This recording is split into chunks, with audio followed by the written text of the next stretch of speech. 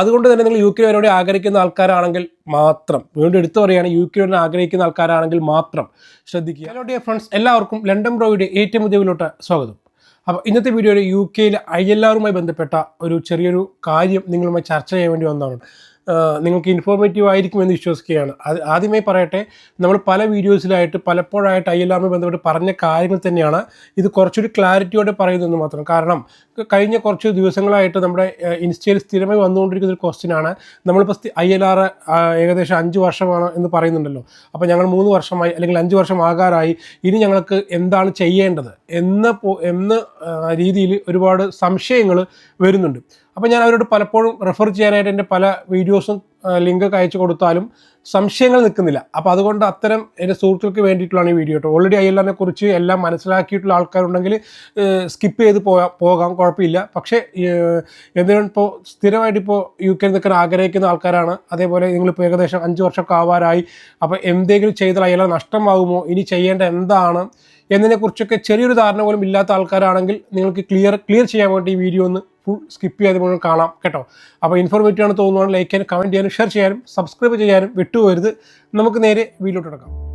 UK ജോലി ചെയ്യുന്ന നഴ്സുമാർ, കെയർ വർക്കേഴ്സ് തുടങ്ങിയ മറ്റ് പ്രൊഫഷണൽസിനൊക്കെ ഇപ്പോൾ ഒരു വലിയൊരു ആശങ്കയിലാണ് മുന്നോട്ട് പോയിക്കൊണ്ടിരിക്കുന്നത്. ഈ ILRൻ്റെ കാര്യം തന്നെയാണ് ഏറ്റവും ഇമ്പോർട്ടൻ്റ് ആയിട്ടും. കാരണം 5 വർഷം കഴിഞ്ഞാൽ ILR ലഭിക്കും എന്ന ഉദ്ദേശത്തോടെ ഒരുപാട് സ്വപ്നങ്ങൾ കണ്ട് പ്ലാനുകളോടെയൊക്കെ UKയിൽ വന്ന് സെറ്റിലാകാൻ വേണ്ടി മുന്നോട്ട് പോകുന്ന ആൾക്കാരുണ്ട്. അതായത് 2 തരത്തിലുള്ള ആൾക്കാരാണ് UKയിൽ വരുന്നത് എന്നുള്ളതാണ് ഞാൻ മനസ്സിലാക്കുന്നത്. ഒന്ന്, ദീർഘവീക്ഷണമായ ഒരു പ്ലാനോടെ, ദീർഘദൂരമായ പ്ലാനോടെ ഇത്ര വർഷം കൊണ്ട് ഇന്നതുമാതിരി ചെയ്യും എന്നെല്ലാം പറഞ്ഞ് കറക്റ്റ് പ്ലാനോടെ വന്ന ആൾക്കാരുണ്ട്.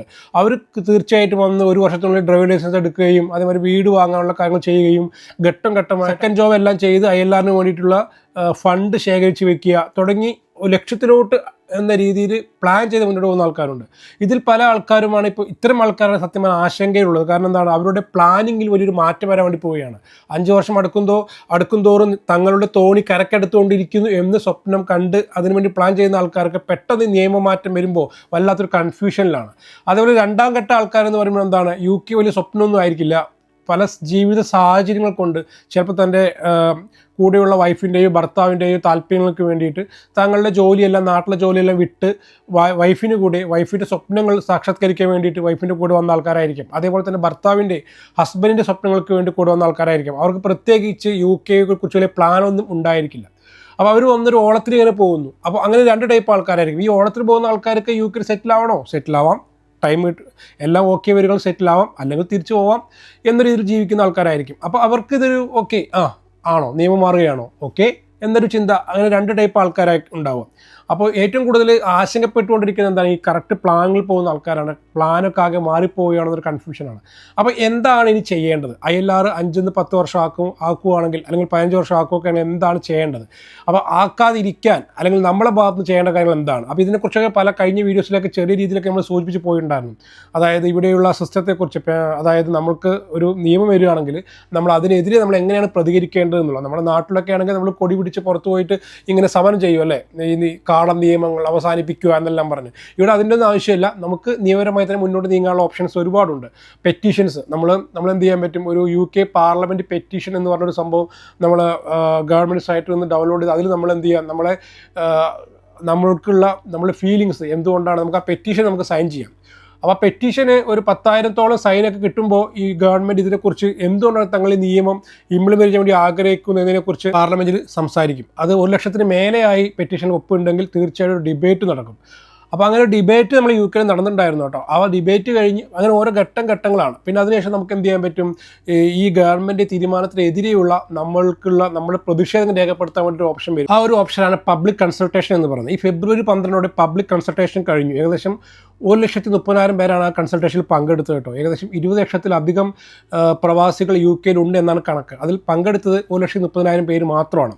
അതേപോലെ MP-മാരെ പോയി കണ്ട് നേരിട്ട് കാര്യങ്ങൾ സംസാരിക്കുക, അങ്ങനെ തുടങ്ങി ഒട്ടേറെ ഘട്ടമായിട്ട് കാര്യങ്ങളുണ്ട്. ഇനിയിപ്പോൾ ഏപ്രിൽ 2026, ഇതിപ്പോൾ ഫെബ്രുവരി കഴിയാറായല്ലേ, ഇനി ഏപ്രിൽ 2026 ഈ ഒരു നിയമം പ്രാബല്യത്തിൽ വരാൻ സാധ്യതയുണ്ട് എന്നാണ് നിയമവിദഗ്ധരൊക്കെ പറയുന്നത് കേട്ടോ. അപ്പോൾ കാരണം എന്താ വെച്ചെങ്കിൽ ഈ ഒരു നിയമം അവർ ഇംപ്ലിമെൻറ്റ് ചെയ്യുന്നതിന് മുമ്പ് ഘട്ടമായിട്ട് നമുക്കത് അതിനെതിരെ പ്രതികരിക്കാനുള്ള അവസരങ്ങളെല്ലാം തന്നു കഴിഞ്ഞു. നമുക്ക് അതിനെ ബാധിക്കുന്ന ആ നിയമം അവർ ഇംപ്ലിമെൻ്റ് ചെയ്യുമ്പോൾ ആ നിയമം ബാധിക്കുന്ന ആൾക്കാർക്ക് അതിനെതിരെ പ്രതിഷേധിക്കാനുള്ള അവസരം ധാരാളം തന്നു കഴിഞ്ഞു അല്ലേ.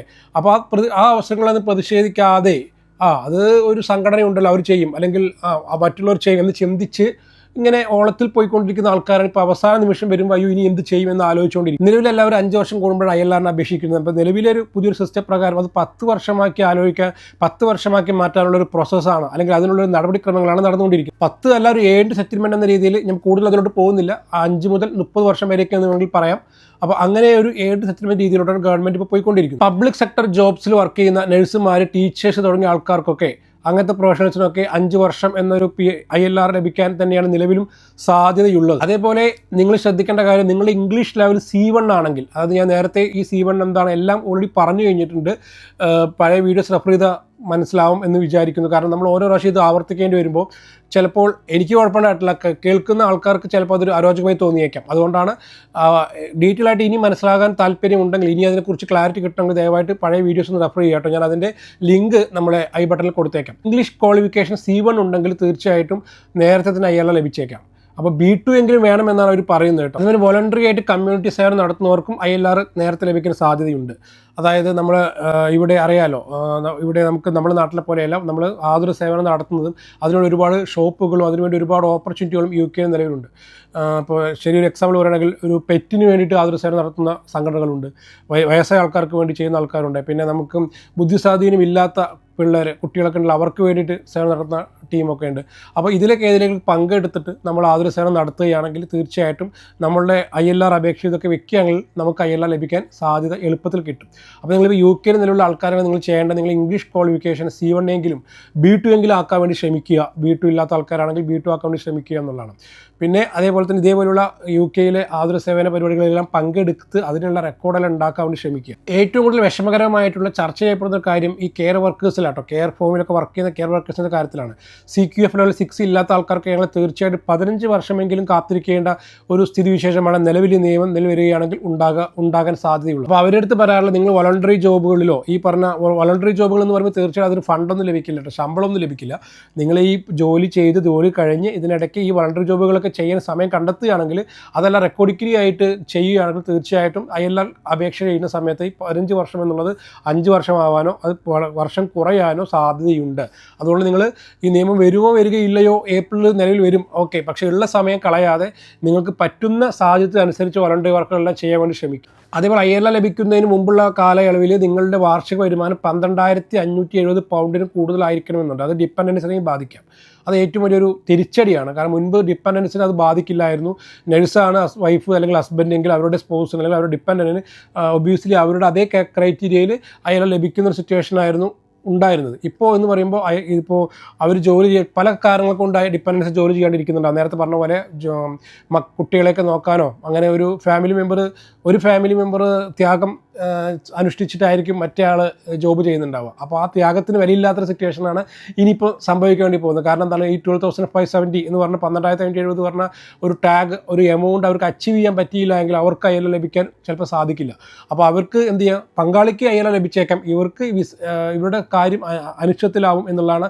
നമുക്ക് അതിന് ഏപ്രിൽ 2026 പുതിയ നിയമം വരുമ്പോൾ അതിൽ കറക്റ്റായിട്ട് അതിനെ വേണ്ടി ക്ലിയർ ആയിട്ട് ഇതിൽ എഴുതി ചേർക്കപ്പെട്ടിരിക്കാം. പക്ഷേ എങ്കിലും നിലവിൽ ഡിപ്പെൻഡൻസിൻ്റെ അവസ്ഥ കഷ്ടം തന്നെയാണ്. പിന്നെ ഏറ്റവും ശ്രദ്ധിക്കേണ്ട കാര്യം, യാതൊരുവിധ ക്രിമിനൽ ആക്ടിവിറ്റീസിലും പങ്കെടുക്കരുത്. അവരുടെ പേരിൽ ഈ ഒരു ക്രിമിനൽ ആക്ടിവിറ്റീസ് ഉണ്ടാവാൻ പാടില്ല, അത് മസ്റ്റാണ്.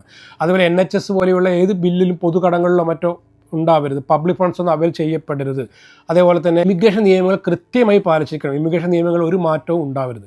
ഇതെല്ലാം ശ്രദ്ധിക്കണം. കാരണം നമ്മളൊരു വേറൊരു രാജ്യത്ത് വന്ന് ജീവിക്കുമ്പോൾ ആ രാജ്യത്തിലെ നിയമങ്ങൾ പാലിക്കാൻ ബാധ്യസ്ഥരാണ്. അപ്പോൾ തീർച്ചയായിട്ടും അവർ ILR കൊടുക്കുന്ന സമയത്ത് നിയമങ്ങൾ പാലിക്കാത്ത ആൾക്കാർക്ക് ILR കൊടുക്കാൻ അവർ വില്ലിങ് ആവില്ല. അതുകൊണ്ട് തന്നെ ഈ രാജ്യത്തെ നിയമങ്ങൾ അനുസരിച്ച് ജീവിക്കുക. വീണ്ടും എടുത്ത് പറയാണ്, മതത്തിൻ്റെയോ രാഷ്ട്രീയത്തിൻ്റെയോ പേരിൽ ഇവിടെ വന്ന് തല്ലുകൂടാണ്ടിരിക്കുക. നിങ്ങൾ ഇവിടെ വന്നിട്ട് സെറ്റിൽ ആവാൻ ആഗ്രഹിക്കുന്നെങ്കിൽ ഇവിടെ നിയമങ്ങൾക്ക് കടപിടിച്ച് മുന്നോട്ട് പോകാൻ ശ്രമിക്കുക. നിലവിൽ UK യിലുള്ളവർക്ക് മാത്രമാണോ അതോ പുതുതായി വരുന്നവർക്ക് മാത്രമാണോ ഈ നിയമം ബാധിക്കൂ എന്നതിനെ കുറിച്ചിട്ടൊക്കെ അപ്പോൾ മാത്രമേ നമുക്ക് അറിയാൻ വേണ്ടി സാധിക്കുകയുള്ളൂ.